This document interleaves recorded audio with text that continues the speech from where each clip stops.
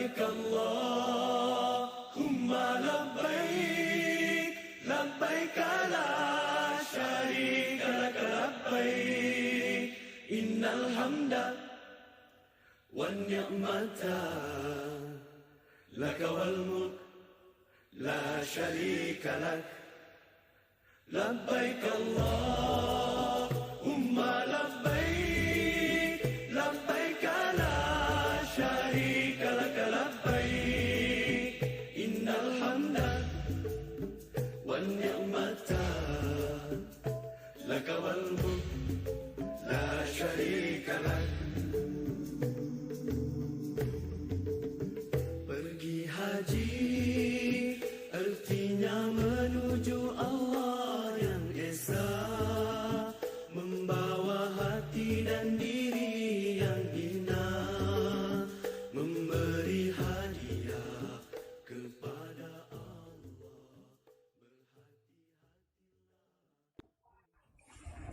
A'udzu billahi minasyaitonir rajim. Bismillahirrahmanirrahim. Alhamdulillahi rabbil alamin.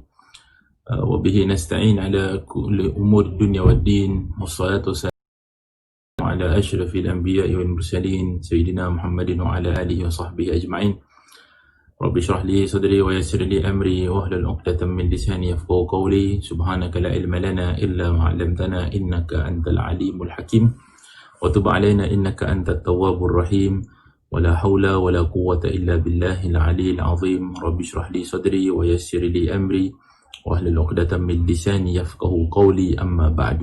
Alhamdulillah, syukur kepada Allah Subhanahu wa taala atas limpah kurnia yang telah dikurniakan kepada kita, dapat kita sama-sama berada di dalam pada hari ini, walaupun dengan ujian dan cabaran yang Allah Subhanahu wa taala letakkan kepada kita.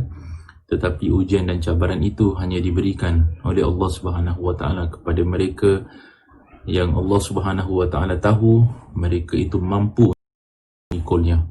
Dan setiap daripada cabaran yang Allah Subhanahu wa taala anugerahkan kepada kita manusia, Allah Subhanahu wa taala turut akan memberikan kepada kita kekuatan untuk memikul segala cabaran yang telah Allah Subhanahu wa taala takdirkan kepada kita. Itulah firman Allah Subhanahu wa taala di dalam Al-Quran, bila Allah Subhanahu wa taala berfirman, la yukallifullahu nafsan illa wus'aha. Tuhan tidak akan membebankan sesuatu orang itu illa wus'aha, kecuali Tuhan memberikan kepada dia itu kekuatan dan kelapangan untuk memikul segala bebanan yang telah Allah Subhanahu wa taala takdirkan. Maka keberadaan kita pada musim ini merupakan satu takdir yang sudah disukatkan oleh Allah Subhanahu wa taala dengan sukatan yang sejuk. Maka kita berada di sini dengan keimanan kita kepada Allah Subhanahu wa taala, itu menunjukkan bahawa kita mampu untuk menerima takdir tersebut, dan kita bersabar dengan takdir yang baik itu, dan kita berdoa mudah-mudahan dengan kesabaran kita atas takdir tersebut Allah akan tingkatkan pahala kita dengan sebesar-besar ganjaran, dan akhirnya nanti kita akan tergolong di kalangan orang-orang yang beriman kepada Allah Subhanahu wa taala dan dikurniakan pahala yang sebesar-besarnya insya-Allah. Alhamdulillah, kita berada pada beberapa hari-hari pertama bulan Zulhijjah yang di dalamnya itu tergolong berbagai nikmat daripada ibadah-ibadah yang tertentu yang Allah Subhanahu wa taala berikan kepada kita. Di antaranya seperti biasa, setiap kali sampai kepada 10 awal Zulhijjah, kita telah pun mempersiapkan diri untuk sama-sama meraihkan satu upacara yang hebat, iaitu dipanggil sebagai upacara menunaikan haji. Di salah satu daripada rukun-rukun kita sebagai orang Islam adalah untuk menunaikan haji, dan haji ini adalah satu perkara yang sangat hebat dan sangat agung. Dia dilaksanakan oleh berjuta manusia yang datang daripada seluruh pelosok dunia ini semata-mata untuk mengharapkan redha Allah Subhanahu wa taala. Jadi setiap manusia yang beragama Islam digalakkan oleh agama kita untuk bercita-cita agar dapat melaksanakan ibadah haji ini dengan satu syarat yang diletakkan oleh Allah Subhanahu wa taala dan juga baginda Nabi sallallahu alaihi wasallam, iaitu dengan syarat kemampuan. Dalam hadis yang kita bacakan selalu, hadis Sayyidina Umar bin Khattab radhiyallahu taala anhu, mana Nabi SAW menjelaskan tentang haji ini, an tahujjal baita man istata'a ilaihi sabila, iaitu hendaklah seseorang kamu itu bercita-cita untuk melaksanakan haji bagi sesiapa yang telah dimampukan oleh Allah Subhanahu, berkemampuan untuk melaksanakan haji tersebut. Maka kemampuan di sinilah yang dibincangkan oleh para ulama. Apakah jenis kemampuan yang ada, yang perlu dilakukan oleh seorang mukmin itu? Di antaranya adalah kemampuan fizikal. Maka apabila kita melaksanakan ibadah haji, kita digalakkan pergi ke sana dalam keadaan kita mampu daripada sudut fizikal, supaya kita dapat melaksanakan ibadah tersebut dengan sempurna dan kita dapat merasai pengalaman dan ibadah haji yang tentu sekali sangat mencabar dan sangat memenatkan. Kemudian ada beberapa perkara lagi yang dibincangkan oleh para ulama, iaitu kemampuan daripada sudut financial ataupun sudut kewangan. Maka daripada situlah kita lihat pelbagai manusia datang dengan kemampuan kewangan yang berbeza-beza. Yang susah datang dengan kesusahan, yang senang datang dengan kesenangan. Setiap satu daripada mereka itu melaksanakan ibadah haji dengan kadar kemampuan masing-masing. Apabila kita memandang ada setengah-setengah orang-orang yang senang apabila mereka melaksanakan haji dengan kesenangan, maka itu adalah bahagian mereka sebagai orang-orang yang senang. Maka janganlah kita menaruh sebagai dendam ataupun sebagainya kepada orang-orang sedemikian. Dan itulah takdir Allah Subhanahu Wa Taala kepada diri mereka. Mereka turut sama melaksanakan ibadah haji seperti kita, cuma cara mereka agak berbeza dan keadaan mereka itu melaksanakan ibadah itu sangat berbeza. Dan ini tidak menjadikan kita lebih mulia daripada mereka ataupun mereka lebih mulia daripada kita. Hanya pelaksanaan ibadah tersebut, kesenangannya, keselesaannya diletakkan dengan cara yang berbeza-beza. Maka kita sebagai hamba Allah Subhanahu Wa Taala, kita melaksanakan ibadah ini mengikut dengan kemampuan kewangan yang telah Allah Subhanahu Wa Taala berikan kepada diri kita dan apa yang kita usahakan selama ini dalam kehidupan. Maka sebagai ulama kata, janganlah sampai kita berhutang, janganlah sampai kita melakukan perkara-perkara yang haram. Maka kita simpan kewangan kita dengan baik, kemudian kita pergi haji mengikut dengan kemampuan yang kita sama-sama telah menyimpan kewangan kita masing-masing. Tetapi sekarang ini kita berada pula dalam satu musim yang dipanggil sebagai musim wabak ataupun musim COVID-19, di mana kita ketahui tahun ini tidak ada sebarang ibadah, tidak ada ibadah haji yang terbuka untuk semua datang seperti yang telah dilakukan oleh tahun-tahun yang sebelumnya. Tahun ini ibadah haji dilaksanakan dengan jumlah yang sangat terhad dan dengan keadaan yang sangat berhati-hati agar tidak menjadi penyebab untuk virus COVID-19 ini menular sekitar perbuatan ibadah haji. Jadi satu dunia tersekat pelaksanaan ibadah haji. Hanya beberapa mereka yang tertentu saja yang telah dipilih oleh Allah Subhanahu Wa Taala untuk menjalankan ibadah ini pada tahun ini.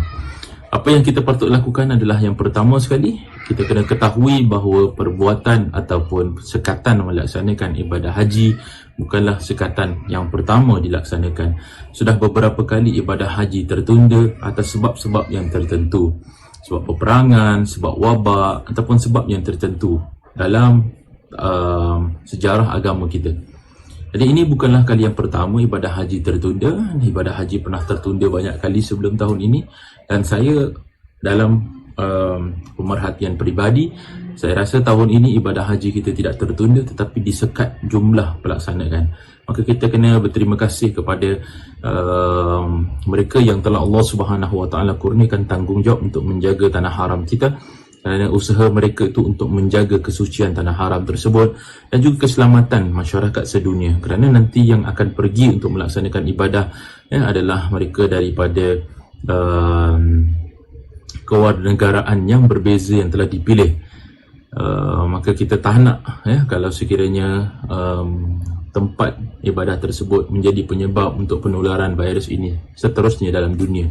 Maka kita berdoa kepada Allah Subhanahu Wa Taala agar dilancarkan ibadah haji pada tahun ini, dan kita juga berdoa kepada Allah Subhanahu Wa Taala supaya Allah Subhanahu Wa Taala memudahkan segala urusan yang telah Allah Subhanahu wa taala berikan kepada diri kita. Maka sebagai mukmin, marilah kita berdoa kepada Allah Subhanahu wa taala agar Allah Subhanahu wa taala memudahkan ibadah haji pada tahun ini dan dipermudahkan segala urusan orang-orang yang sedang bertungkus lumus dan berjuang untuk menjadikan ibadah tahun Hijri yang sedikit ini sebagai satu ibadah yang akan dikenang sampai bila-bila nanti, sebagai satu ibadah yang berlainan, yang akan menjadi wakil untuk kita semua di dalam muka bumi ini. Jadi kita harus berdoa kepada Allah agar Allah mempermudahkan urusan mereka, dan sebagai yang tidak dipilih, maka kita haruslah bersabar, dan saya yakin dengan kesabaran kita nanti kelak Allah Subhanahu wa taala akan menempatkan kita bersama orang-orang yang beriman dan bertakwa kepadanya, insya-Allah.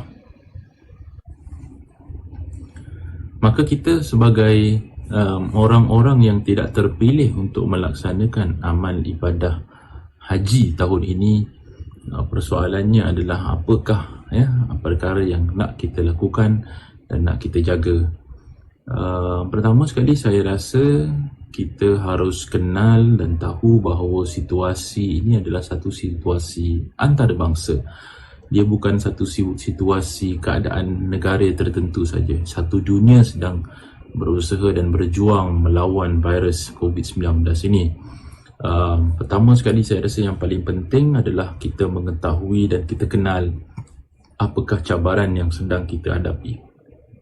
Ini bukan satu cabaran yang saya rasa baru. Kita sudah berbulan-bulan memerangi bersama secara berkumpulan secara masyarakat. Akan tetapi apa yang saya lihat secara peribadi adalah masyarakat kita masih lupa bahawa kita belum selesai lagi daripada episod COVID-19 bagi kali ini. Kita masih ada lagi perjuangan yang lebih panjang. Kita masih lagi dalam ancaman wave kedua cabaran COVID ini, seperti yang kita lihat yang terjadi kepada negara-negara yang lain. Ada banyak negara sekarang ini terpaksa untuk melaksanakan lockdown untuk kali yang kedua dan seterusnya, yang mana lockdown ini akan menyebabkan kejatuhan ekonomi yang lebih besar, impak yang lebih besar kepada masyarakat kita. Jadi saya rasa negara kita sedang melakukan perkara yang terbaik untuk mengelakkan daripada benda yang lebih besar terjadi.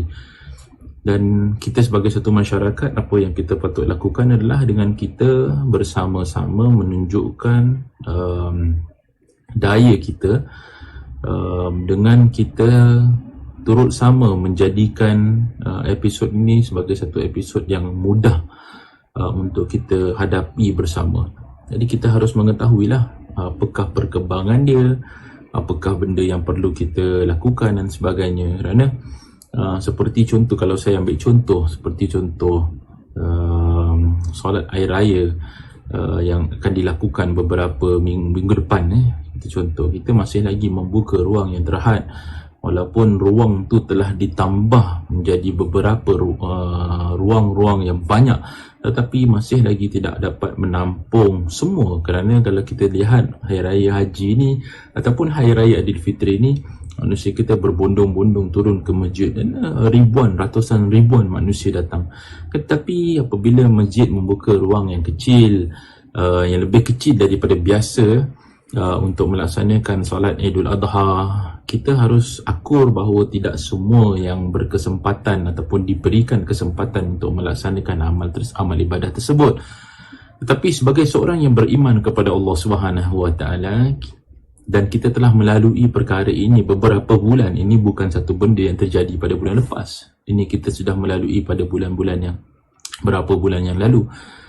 Dan fatwa daripada mufti sudah mengatakan bahawa apabila kita sudah berusaha tetapi kita tidak diberikan Allah Subhanahu wa taala dengan kelapangan tersebut, kita tidak tergolong daripada golongan-golongan yang berdosa. Bahkan solat Id itu sendiri bukan satu solat yang wajib, ia adalah satu solat yang sunnah, yang boleh dilakukan dengan keluarga, yang boleh dilakukan secara bersendirian dan sebagainya. Maka kita harus berhenti daripada mencari ruang-ruang menyalahkan mana-mana pihak, kerana kita sekarang belum selesai daripada episod COVID-19. Lain kalau kita sudah selesai, kemudian ada beberapa perkara yang menjadikan halangan, sengaja diberikan halangan untuk kita melaksanakan amal ibadat tersebut, maka wajarlah bagi kita untuk bersuara. Tapi sekarang ni kita masih lagi dalam ancaman. Dan saya lihat ada beberapa orang-orang kita mula untuk memberi kayu ukur kepada negeri-negeri yang lain. Lihat Turki, lihat negara-negara yang lain, mereka sudah boleh semayang secara besar. Saya rasa kita tidak boleh bergerak menjadi satu masyarakat yang cemerlang apabila kita cuba untuk meletakkan kayu ukur orang yang lain dan negara yang lain kepada negara kita.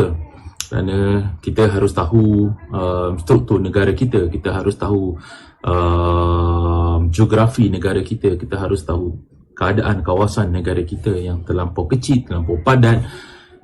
Dan lebih-lebih lagi kalau sekiranya ia terjadi untuk kali yang kedua, kita tidak mampu untuk berada dalam keadaan tersebut, kerana ia akan memberi impak yang besar kepada masyarakat kita. Impak bukan setakat kesihatan, impak kehidupan.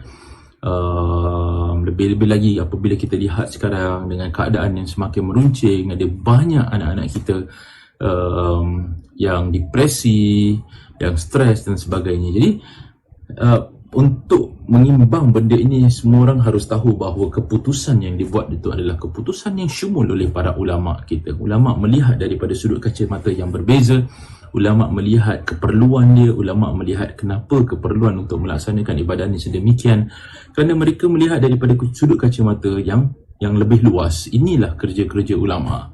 Mufti, naib mufti, dan mereka berada di Office of Mufti.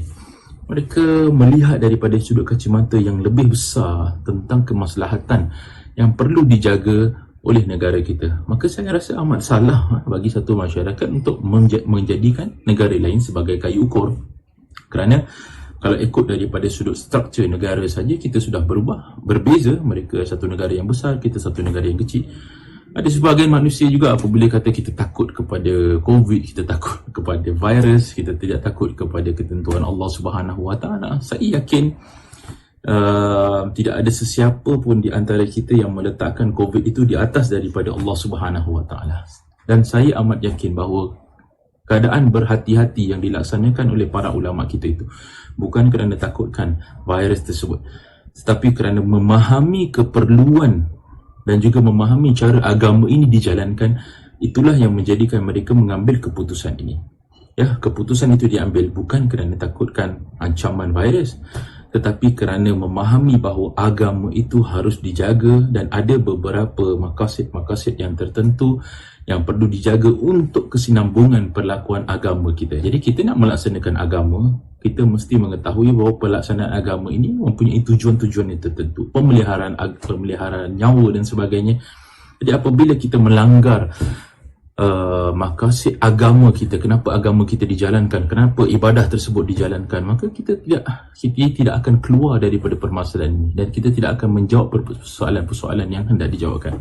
Maka seruan saya kepada masyarakat adalah untuk masyarakat tahu bahawa keputusan yang diambil oleh para ulama kita adalah keputusan yang kontekstual dengan keadaan masyarakat kita, yang sesuai dengan keadaan negara kita, yang sesuai dengan keadaan negara kita pada saat ini, dan menjadi satu manusia yang baik, Muslim yang baik adalah untuk melihat kapasiti diri kita sebagai orang awam.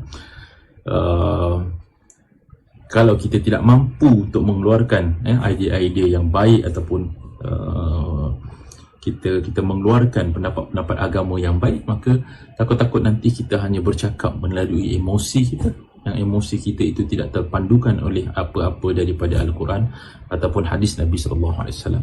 Maka seruan saya pada saat ini adalah untuk kita kembali melihat, memberikan mandat-mandat yang tertentu kepada para ulama-ulama yang membimbing kita dengan ilmu dan kepakaran mereka.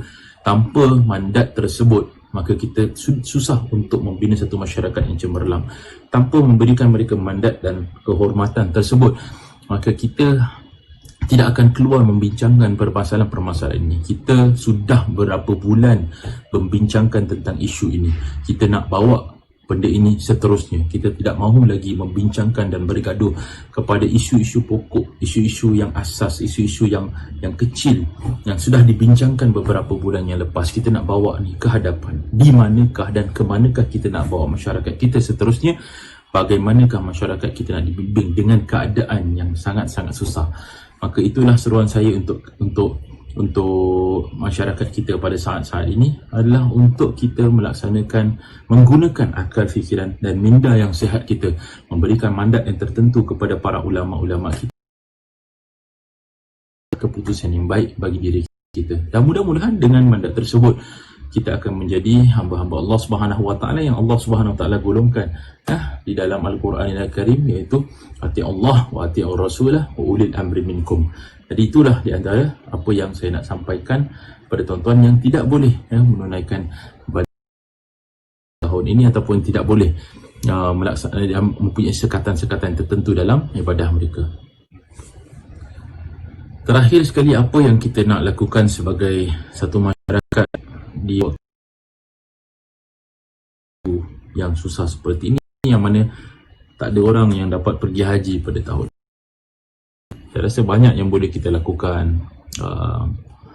Kita boleh melakukan ibadah korban walaupun tidak di negara kita, di negara yang lain. Kita boleh sumbangkan korban kita kepada negara-negara yang memerlukan. Kita boleh hulurkan bantuan kepada mereka-mereka yang sangat memerlukan sekarang ini. Kita masih lagi boleh observe beberapa sunnah-sunnah korban. Kita masih boleh lakukan benda-benda yang baik. Kita boleh lakukan ibadah-ibadah yang mudah-mudah, sunnah-sunnah Nabi SAW yang mudah. Kerana pada pendapat saya, agama ini seperti ini. Kita sudah beberapa tahun diberikan Allah Subhanahu Wa Taala dengan kemudahan, dengan kesenangan untuk melaksanakan ibadah kita dengan mudah. Inilah beberapa tahun pertama yang Allah Subhanahu Wa Taala uji kita dengan sedikit kesusahan.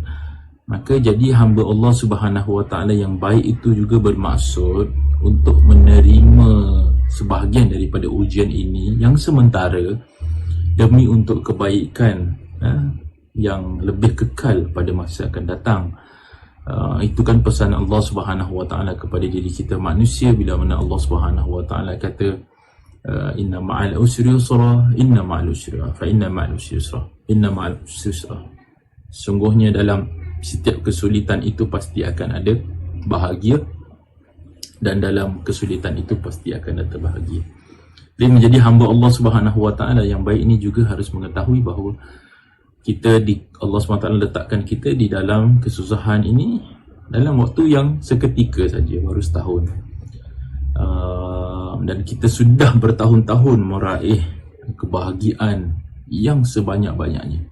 Apa yang kita nak lakukan adalah bersyukur kepada Allah Subhanahu Wa Taala atas nikmat yang telah Allah kurniakan kita sebelum ini. Terima kasih kepada Allah Subhanahu Wa Taala atas nikmat yang selama ini kita lupa untuk bersyukur dengannya. Kita kena cakap dengan Allah Subhanahu Wa Taala, kita rindu dengan nikmat yang telah Allah Subhanahu Wa Taala kurniakan, dan memaafkan kita atas kesilapan dan kehilafan serta kekurangan kita dalam bersyukur kepada Allah atas nikmat yang telah Allah Subhanahu Wa Taala berikan yang kita lupakan selama ini. Rasa banyak di antara kita terlupa untuk bersyukur atas nikmat semayang Hari Raya Aidilfitri, semayang Hari Raya Ailadha. Kita tak nampak tu sebagai satu nikmat, nampak tu sebagai satu ibadah yang biasa. Kita pergi semayang, kita balik, kita bergembira dengan keluarga, kita tak fikir tentang benda-benda yang lain. Tetapi tahun apabila disekat, kita rasa kerinduan, kita rasa kehilangan, kita rasa kekurangan. Jadi kerinduan, kehilangan ini adalah sebahagian daripada cara Allah Subhanahu Wa Taala menarik kita kembali untuk mengenang kehebatan Allah Subhanahu Wa Taala dan juga nikmat yang Allah Subhanahu Wa Taala siapkan. Maka marilah kita sama-sama bersyukur atas nikmat yang telah Allah kurniakan, dan bersyukur atas nikmat Allah kurniakan kita satu masa ini untuk mengenang nikmat yang telah Allah Subhanahu Wa Taala berikan. Bersyukur dengan keadaan kita di sekarang ini akan menjadikan kita hamba Allah Subhanahu Wa Taala bersyukur atas nikmat yang seterusnya. Itu yang saya nak sampaikan, dan saya nak berikan kepada tuan-tuan dan puan-puan sekalian, bahawa tanpa ibadah haji tahun ini kita masih lagi hamba Allah Subhanahu Wa Taala. Tapi ia menjadikan kita lebih kuat untuk berdoa kepada Allah Subhanahu Wa Taala agar kita dikurniakan dengan kelapangan pada masa akan datang. Pada masa akan datang, sekiranya Allah Subhanahu Wa Taala mengizinkan kita untuk kembali seperti biasa, adakah kita akan melaksanakan amal ibadah ni seperti biasa? Itu persoalan yang kita nak tanya. Adakah kita mengambil peluang untuk kita bermuhasabah atas ujian yang Allah berikan kepada kita untuk masa akan datang? Adakah kita menjadi umat yang apabila Allah uji kita sedih, tetapi apabila Allah SWT kembalikan kita pada masa normal nanti, kita menjadi hamba Allah SWT yang kekal lupa? Mari kita sama-sama melihat, kita introspeksi, kita jalankan kehidupan kita di saat ini dengan baik, dan kita berdoa kepada Allah Subhanahu Wa Taala agar Allah kurniakan kepada kita hikmah memikirkan apakah sebenarnya tujuan yang Allah nak sampaikan kepada diri kita di sebalik hikmah COVID ni. Macam-macam perkara, memperbaiki hubungan keluarga, memperbaiki hubungan masyarakat, meletakkan matlamat kehidupan dengan lebih baik, untuk kita planning kehidupan dengan lebih baik, untuk kita menjadi lebih berjaya, untuk kita menjadi lebih rapat dengan keluarga, dan macam-macam lagi. Dan untuk kita juga memikirkan bagi sesiapa yang belum lagi terfikir untuk melaksanakan ibadah haji, adakah sudah peluang, adakah sudah sampai masa untuk kita menyimpan wang untuk kita melaksanakan ibadah tersebut, adakah kita sudah bersiapkan diri untuk melaksanakan ibadah. Dan semua orang yang terjejas untuk pergi ke haji tahun ini harus yakin bahawa ketika mereka sudah menyiapkan niat mereka, kewangan mereka untuk pergi pada tahun ini, tetapi disekat, mereka sudah sebenarnya mendapat pahala haji yang mereka niatkan bagi tahun ini. Maka kita, apa yang kita nak lakukan? Kita berdoa, ya Allah, ya Tuhanku, sampaikanlah pahala haji seperti mana yang kau sampaikan kepada mereka yang sedang pergi haji pada tahun ini. Mudahkan urusan mereka untuk melaksanakan ibadah haji bagi tahun ini. Dan kami berdoa kepadamu, ya Allah, agar engkau kurniakanlah kepada kami juga kesempatan untuk melaksanakan ibadah tersebut. Bagaimanapun caranya, mudah ataupun senang, itu kembali kepada Allah Subhanahu Wa Taala. Berapa juta pun duit kita, berapa banyak pun duit kita, haji ini adalah satu undangan daripada Allah Subhanahu Wa Taala. Kalau tidak ada undangan, kita tidak akan sampai. Ada banyak orang yang tidak ada duit sampai, ada banyak orang yang ada duit tetapi tidak sampai. Maka persoalannya di kat sini adalah, adakah kita akan diundang Allah Subhanahu Wa Taala untuk menunaikan ibadah tersebut dengan baik? Kita ikhlaskan diri kita, kita maafkan diri kita daripada kealpaan diri sendiri. Kita cari bibit-bibit bermuhasabah dengan lebih baik. Kita bimbing diri kita untuk memahami apakah sebenarnya tujuan ibadah haji ini sebenarnya. Akhirnya kita akan nanti rasa gembira melalui waktu-waktu yang sukar ini. Pada masa sama kita akan jumpa hikmah-hikmah yang Allah sembunyikan dalam hari-hari sebegini. Dan akhirnya dengan perjumpaan hikmah tersebut, kita akan dapat tahu bahawa setiap sesuatu yang terjadi sudah diizinkan oleh Allah dan dengan ada maksud-maksud yang tertentu. Maka kita jadi hamba Allah Subhanahu Wa Taala sedemikian. Kita jangan marah dengan keadaan. Kita terus hidup dengan kebaikan ini, dan kita berdoa mudah-mudahan Allah SWT buka ruang yang terbaik bagi diri kita. Marilah sama-sama kita berdoa agar Allah mempermudahkan urusan semua jemaah haji yang akan berangkat pada tahun ini. Allah mudahkan urusan mereka. Mudah-mudahan dengan amal mereka yang sedikit itu nanti akan mendatangkan kuasa yang besar dan tenaga yang besar untuk kita seluruh umat dalam dunia ini menjadi umat yang lebih baik daripada sebelumnya. Dan kita doakan mudah-mudahan apa yang Allah SWT uji kita dalam negara kita kali ini menjadi ujian yang baik, menjadi ujian yang dapat menjadikan kita umat yang baik pada masa akan datang. Dan saya bermohon kepada Allah SWT agar Allah SWT memberkati tuan-tuan dan puan-puan sekalian, dan teruslah menyokong Masjid Al-Istiqamah dalam usaha mereka untuk menyampaikan dakwah, menjaga rumah Allah SWT, dengan kita menyumbang kepada Masjid Istiqamah dengan sebaik-baiknya. Aqulu qawli hadza wa astaghfirullahal azim li wa lakum wa lisairil muslimina wal muslimat wal mu'minina wal mu'minat al ahya'i minhum wal amwat innaka sami'un qaribun mujibud da'wat wa qadiyal hajat bi rahmatika ya arhamar rahimin. Wa sallallahu ala sayyidina Muhammadin wa ala alihi wa sahbihi sallam walhamdulillahi rabbil alamin. Assalamualaikum warahmatullahi wabarakatuh.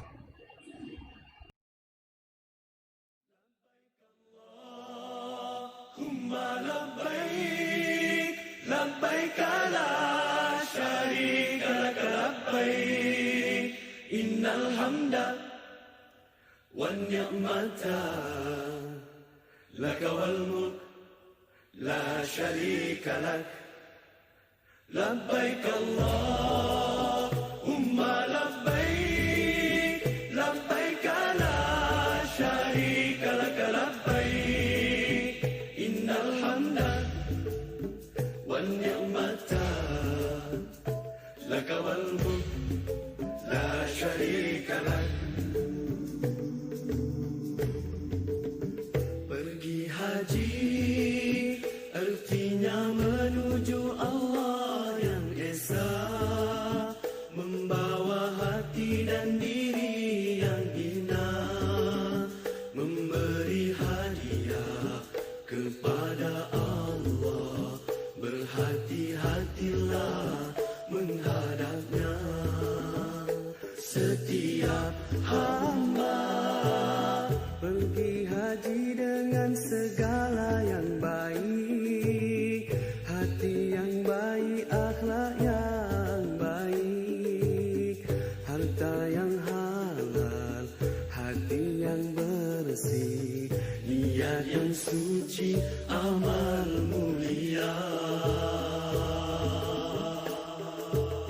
Pergi haji, ilmu tentangnya mestilah ada, agar syarat dan hukum tepat sempurna, sah dan batalnya dapat dijaga, agar amalan hajinya tidak sia-sia.